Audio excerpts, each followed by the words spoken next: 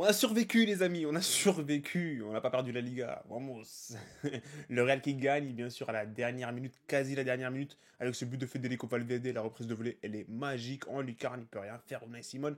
Donc la victoire nous permet de revenir à 4 points d'écart par rapport à cette équipe du FC Barcelone. Le Real jouera ce mercredi contre Retafe. Le Barça jouera ce mardi contre Mallorca. Donc il y a encore des matchs en Liga, les amis. Bon, les matchs, bien sûr, le calendrier est compliqué pour les deux équipes. Rien à dire. Il y a des affrontements quand même assez compliqués, assez difficiles.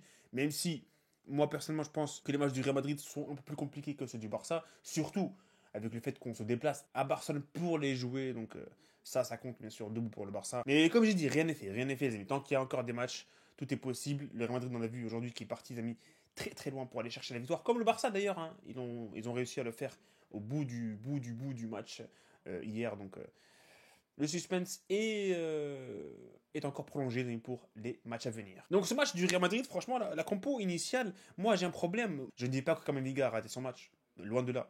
Pour moi, Kamavinga a été un des meilleurs sur ce match contre Bilbao. Mais pour moi, les amis, Fran Garcia, il mérite de jouer. Je ne vois pas pourquoi Fran Garcia ne joue pas des matchs comme ça. Pour moi, c'est un bon joueur, c'est un bon latéral. Il peut faire le job. Ancelotti aujourd'hui, il a opté pour Courtois au goal, à droite Valverde, à gauche Kamavinga du coup, défense centrale, Rudiger et Asensio. Le milieu, Modric, Ceballos, Tchouaméni. En attaque, il y avait Rodrigo, Bellingham et Vinicius. Bon, rien à dire, les amis, on va pas se mentir, la première mi-temps, elle a été horrible.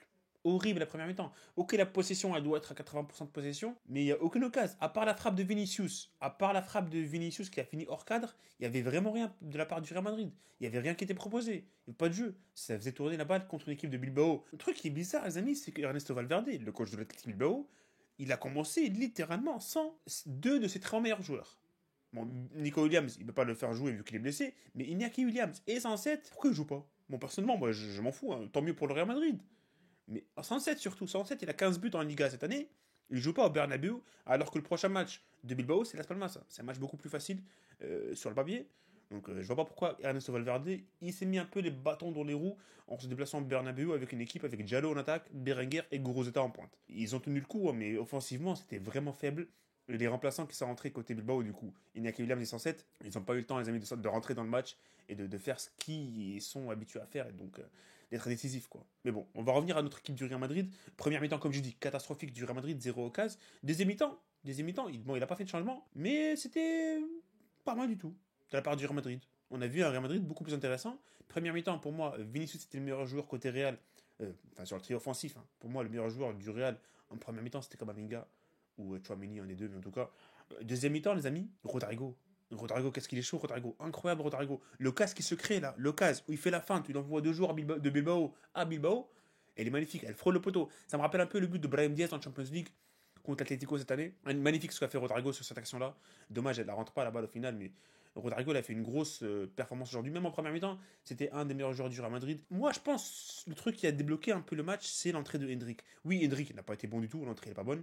Il a deux occasions où il peut marquer, il rate son contrôle à deux reprises. Mais le fait qu'on avait vraiment un neuf dans cette équipe du Real Madrid, le fait que Paredes et l'autre défenseur central de Bilbao avaient un attaquant qui rôdait autour d'eux, ça a permis pour moi, je pense, à Bellingham de monter beaucoup plus, malgré le fait que Bellingham avait commencé numéro 9. Parce que quand tu vois Hendrik, qui est marqué par deux joueurs de Bilbao, Bellingham il a beaucoup plus de liberté pour monter vers l'avant et se projeter. La preuve, il y a une occasion, je ne sais pas si c'était avant l'entrée de Hendrik ou pas, je vais peut-être te confondre, mais en tout cas, les amis, il y avait une grosse occasion pour Bellingham, je crois que c'était juste après l'entrée de Hendrik, de la tête, grosse parade de Unai Simon. Et moi je pense que ça c'est grâce à Hendrik, parce que Hendrik, il est parti déranger le défenseur de Bilbao, et du coup il y avait de la présence dans cette surface de réparation, et ça a laissé beaucoup plus de liberté pour Bellingham de rôder autour de la surface et dans la surface. Bon, il y a eu des occasions, hein. Au final, le deuxième mi-temps du Real Madrid, il y a eu pas mal d'occasions, mais on n'a pas été efficace. Unai Simon fait pas mal de parades, celle de Bellingham, la frappe de Valverde qui détourne en corner, il y a aussi une frappe de Vinicius, si je ne me trompe pas. Il y a le but de Vinicius qui, au final, est refusé. Moi, je pense justement refusé à juste titre. Hein.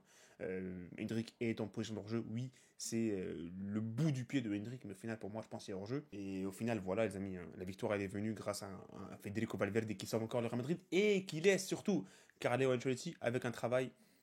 Parce que franchement, Ancelotti, moi je pense, en cas de faux pas, il allait vraiment sauter. Hein. Il allait vraiment sauter. Il y a quand même, les amis, enfin, avant ce match-là, il y avait 4 défaites du Real Madrid dans 5 matchs. Donc potentiellement avec un faux pas contre Bilbao et laisser le Barça passer à 7 points d'écart, je crois, un truc comme ça, c'était bye bye la Liga, donc c'était mort. C'était mort. Du coup, heureusement que Valverde passe par là et sauve le travail de Ancelotti. Il le sauve temporairement. Il va se faire virer, Ancelotti, les amis, tôt ou tard, parce que franchement, le football du Real Madrid n'est pas intéressant. Mais aujourd'hui, franchement, sans Kylian Mbappé, moi je trouve que le Real Madrid a été pas mal du tout. Surtout au deuxième mi-temps. Voilà. C'est la conclusion pour moi à faire qu'aujourd'hui, avec Hendrick en pointe, Bellingham en numéro 10, parce que Mbappé, quand il joue, il est numéro 9, mais il joue 10, 11, 8, 6, 28, 49. Et il joue pas 9. Ça a permis à Vinicius, Vinicius, son match aujourd'hui, il est pas mal du tout. Hein. Oui, il marque pas. Oui, il n'est pas décisif. Mais très très bon Vinicius aujourd'hui. Et j'ai juste ce problème avec Vinicius, c'est que quand il se débarrasse de l'adversaire direct qu'il a sur un match, c'est que la dernière touche, elle est toujours ratée. Les amis, il y a 3, 4, 5 fois où il dépasse Goro Sabel sur son côté gauche, il n'arrive pas à faire la passe au bon moment, au bon tempo pour un coéquipier. Toujours la passe les contrées ou dégagée par la défense. La seule fois où il fait une bonne passe dans ce match, c'est l'extérieur du pied pour Bellingham. Et là, c'était avant de se débarrasser de Goro Sabel. J'ai l'impression que Vinicius, quand il se débarrasse d'un défenseur, il n'arrive plus à réfléchir en fait. Il n'arrive plus à réfléchir. Il rentre dans la surface de réparation, il se dit vas-y, je dois me débarrasser de la balle. Il fait une passe aléatoire qui va très souvent, les amis, finir par être dégagé. Donc voilà, Valverde qui marque, les amis, une reprise de volée magnifique. Hein. Magnifique la reprise de volée. Lucas, il ne peut pas faire grand-chose, le gardien Unai Simon. La victoire du Real Madrid au final, pour moi, elle est méritée hein, à 100%. Bilbao, comme j'ai dit, très, très, très déçu. Personnellement, moi, si j'étais supporter du Barça et que je m'attends, je me dis, vas-y, je veux que Bilbao fasse un petit truc contre le Real, vas-y, espérer un petit faux pas du Real Madrid face à Bilbao, au Bernabeu. Je compte sur Bilbao. Bilbao, c'est les quatrièmes de Liga. Et je me dis, vas-y, il y a une chance aujourd'hui. Mais en vrai, les amis, il y avait zéro possibilité que Bilbao marque aujourd'hui. La seule occasion, elle intervient à la 70e de jeu.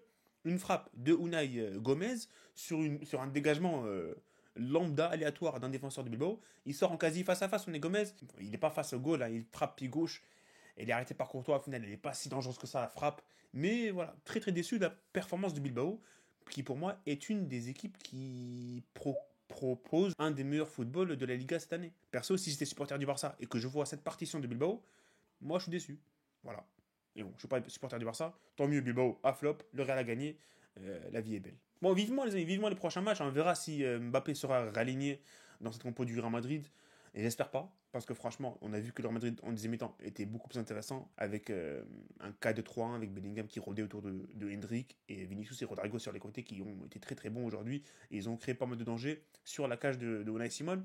Donc, le problème, c'est qu'avec Mbappé, comme j'ai dit tout à l'heure, hein, il va jouer, mais il va rôder aux alentours de la surface de réparation. Il y aura zéro présence physique dans la surface de réparation, ce qui va faire le match de la défense adverse, que ce soit Retafe ou le Barça, ou même le match d'après, très facile. Et du coup, le Real Madrid va perdre, les amis. Et on va se faire manger. À la limite, le Barça et Mbappé, il peut se régaler sur les contre-attaques.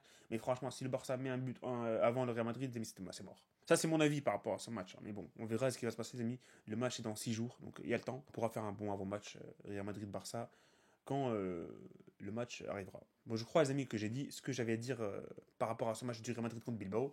On va espérer, bien sûr, un faux pas du Barça contre Mallorca, parce que maintenant, le destin n'est pas entre nos mains avec le but de Rafinha sur penalty à la dernière seconde.